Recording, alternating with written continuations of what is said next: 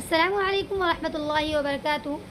دیکھو، آج کا جو ہمارا ایپیسوڈ ہے اس میں ہم بیان کرنے والے ہیں غسل کے طریقے کو، غسل کے فرائض کو، غسل کی سنتوں کو، غسل کب فرض ہوتا ہے، کب مسنون ہوتا ہے، کب مستحب ہوتا ہے۔ آج کے زمانے میں بہت سی خواتین ایسی ہیں جنہیں غسل کا طریقہ معلوم ہی نہیں ہے۔ اور ایک بات جان لیجئے، ہماری کوئی بھی نیکی ہو، کوئی بھی عبادت ہو، اس وقت تک قبول نہیں ہوتی ہے جب تک کہ ہم غسل یعنی کہ طہارت اچھے سے حاصل نہ کر لیں۔ اسی لیے ہمارے لیے غسل کا طریقہ جاننا بہت زیادہ ضروری ہے۔ ایک بات سمجھیے، دینی چیزوں کو، دینی باتوں کو آگے شیئر کرنا بھی صدقہ جاریہ ہے۔ اگر آپ کو ہماری ویڈیو سے کوئی فائدہ حاصل ہوتا ہے تو ویڈیو کو ضرور لائک کریں اور چینل کو سبسکرائب بھی ضرور کریں تاکہ ہماری ہر روز کی مسائل کی ویڈیوز آپ لوگوں تک پہنچتی رہیں۔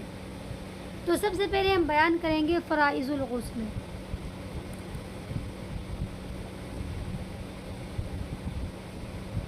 ٹھیک ہے، یعنی غسل کے فرائض۔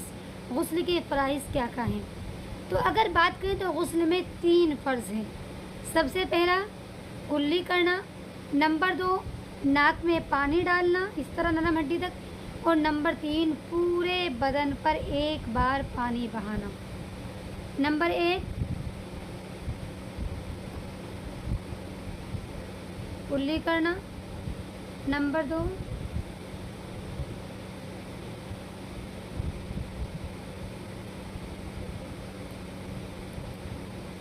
ناک میں پانی ڈالنا، نمبر 3 تمام بدن پر پانی بہانا۔ یہ 3 غسل کے فرض ہیں۔ اگر یہ تینوں رکن انسان بھول جائے یا نہ کریں تو غسل بالکل بھی نہیں ہوگا، کیونکہ یہ چیزیں فرض ہیں۔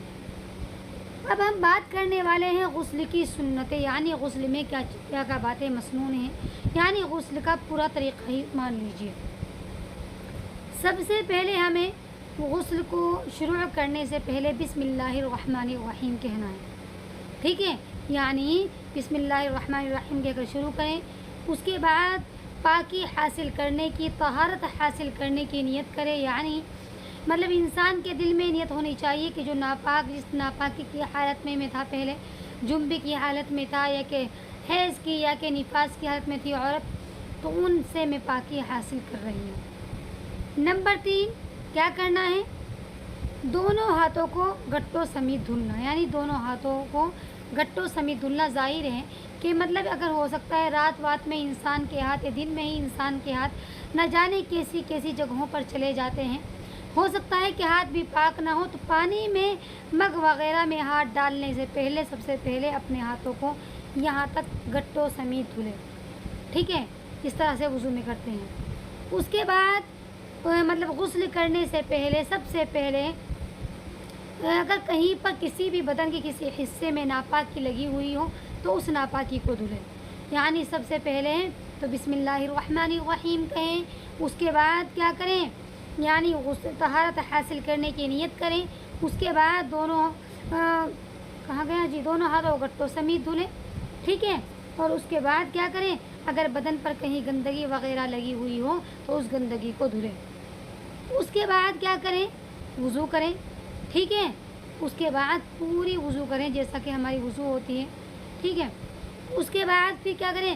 تمام بدن پر 3 بار پانی بہائیں، یعنی 3 بار کا مقصد یہ ہے کہ تاکہ پورے بدن میں کوئی بھی جگہ سوکھی باقی نہ رہے، تو اسی لیے کہا گیا ہے کہ 3 بار پورے بدن پر پانی بہائیں۔ اس کے بعد پھر کیا کریں؟ پانی بہانے کی شروعات کہاں سے کرنی ہے؟ سب سے پہلے اپنے سر پر پانی ڈالنا ہے، پھر داہنے مونڈھے پر پانی ڈالیں، پھر بائیں مونڈھے پر پانی ڈالیں۔ ٹھیک ہے، پہلے دائیں مونڈھے پر، یعنی جو سجی طرف جس کو کہتے ہیں سیدھی طرف، پھر الٹی طرف، پہلے دائیں طرف پھر بائیں طرف 3 بار پانی بہائیں اپنے مونڈھوں پر۔ اس کے بعد پورے بدن کو خوب اچھے سے رگڑیں تاکہ کوئی بھی جگہ خالی نہ رہے۔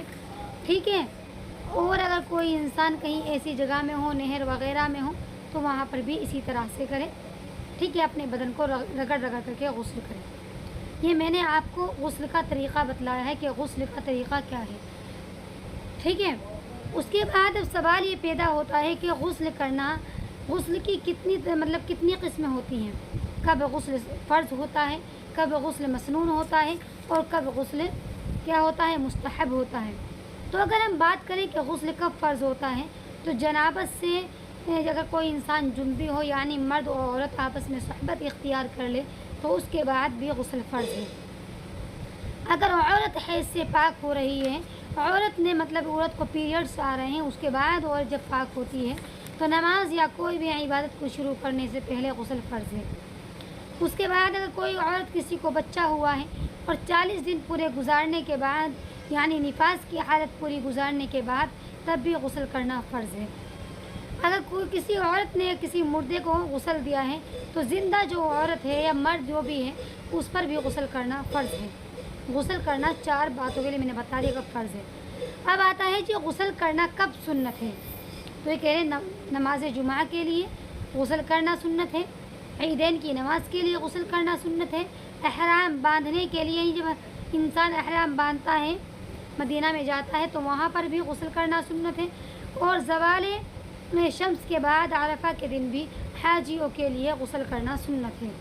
ٹھیک ہے، ان 4 ہی باتوں کی وجہ سے غسل کیا ہوتا ہے، مسنون ہوتا ہے۔ کیا ہوتا ہے، مسنون ہوتا ہے۔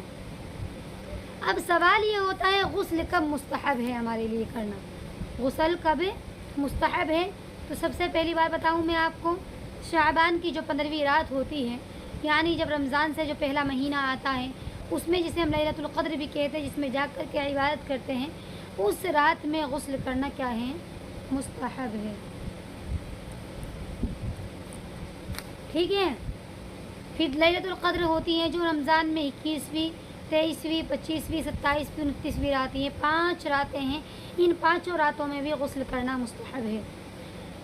کسوف اور خسوف کی نماز کے لیے، استسقاء کی نماز کے لیے، ٹھیک ہے، گھبراہٹ کے وقت، بے چینی کے وقت، زیادہ تیز آندھی کے وقت، نیا کپڑا پہنتے وقت، ٹھیک ہے، گناہوں سے توبہ کرتے وقت، ٹھیک ہے، اور جو شخص سفر سے واپس آئے تو اس کے لیے بھی غسل کرنا مستحب ہے۔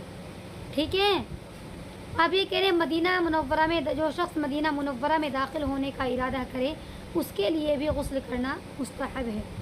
سمجھ میں آ گیا؟ اس کے بعد یہ کہہ رہے ہیں کہ جو شخص مکہ مکرمہ میں داخل ہونے کا ارادہ کرے اس کے لیے بھی غسل کرنا مستحب ہے۔ اس کے بعد ہے جی یوم النحر کی صبح میں مزدلفہ میں ٹھہرتے وقت، جب انسان قربانی کے دن مزدلفہ میں ٹھہرے تو وہاں پر بھی غسل کرنا کیا ہے، مستحب ہے۔ ٹھیک ہے، طواف زیارت کے لیے، اور جو شخص میت کو غسل دے اس کے لیے بھی، اور حجامت کے بعد یعنی کہ بالوں وغیرہ کو منڈوانے کے بعد بھی غسل کرنا مستحب ہے۔ ٹھیک ہے، جو شخص پاگل ہو گیا ہو اور پاگل پن سے وہ ہوش میں آئے تو اس کے لیے بھی غسل کرنا مستحب ہے۔ ٹھیک ہے، ٹھیک ہے، جو شخص اسلام قبول کرے اور وہ پاکی کی حالت میں پہلے سے تھا تو اس کے لیے بھی اسلام میں داخل ہونے کے بعد غسل کرنا مستحب ہے۔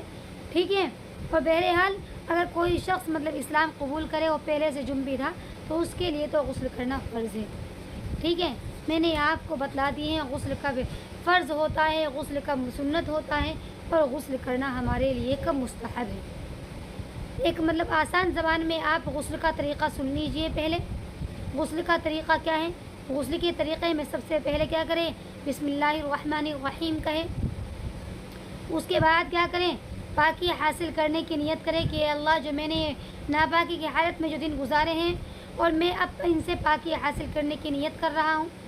اس کے بعد کیا کریں؟ دونوں ہاتھوں کو یہاں تک دھلیں، کیونکہ ظاہر ہے کہ ہو سکتا ہے انسان جب برتن میں ہاتھ ڈالے تو اس کے ہاتھ پاک صاف ہونے چاہیے۔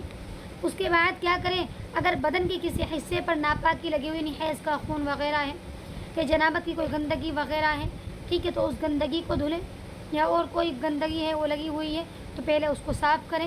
اس کے بعد استنجا کریں، استنجا اچھے سے استنجا کریں۔ استنجا کرنے کے بعد وضو کریں، ٹھیک ہے، وضو پوری کریں، اور پھر وضو کرنے کے بعد پورے بدن پر پانی بہائیں، اور پانی بہانے کی شروعات کریں پہلے سر کو دھلیں، پھر دائیں مونڈھے پر یعنی اس والے مونڈھے پر پانی ڈالیں 3 مرتبہ، پھر اس مونڈھے پر پانی ڈالیں، پھر پورے بدن کو اچھے سے رگڑیں، رگڑ کر کے نہائیں۔ تو یہی غسل کا طریقہ ہے۔ غسل کا طریقہ ہمارے لیے جاننا بہت ضروری ہے۔ آج کل بہت سی خواتین مجھے ایسی ملتی ہیں جنہیں یہی بچے ہیں، انہیں حیض ہونے لگا، وہ حیض، اب بچیاں بڑی ہو گئی، بالغ ہو گئی، ماں باپ ان کو غسل کا طریقہ ہی نہیں بتلاتے ہیں۔ تو غسل کا طریقہ معلوم ہونا بچیوں کے لیے بہت ضروری ہے، بڑوں کے لیے بہت ضروری ہے، کیونکہ ظاہر ہے جب ہمارا غسل ہی صحیح نہیں ہوا تو ہماری عبادتیں کیا قبول ہو سکتی ہیں؟ کیا کریں گے ہمیں عبادتیں کر کے؟ ہم جنہیں غسل کا طریقہ ہی معلوم نہیں ہے، چاہے وہ حیض سے بھی پاک ہو جائیں تب بھی وہ ناپاک ہی مانی جائیں گی۔ کیوں؟ کیونکہ انہوں نے غسل ہی صحیح طریقے سے نہیں کیا ہے۔ اسی لیے جس طرح سے میں نے بتلایا ہے اسی طرح سے غسل کو کریں، تاکہ آپ ہر طریقے سے پاک ہوں اور آپ کی تمام عبادتیں قبول ہوں۔ اگر آپ کو کوئی بھی مسئلہ معلوم کرنا ہو یا پوری ویڈیو میں کچھ بھی سمجھ میں نہ آیا ہو تو مجھے کامنٹ باکس میں لکھ کر بھیجیں، انشاءاللہ میں جواب دینے کی پوری کوشش کروں گی۔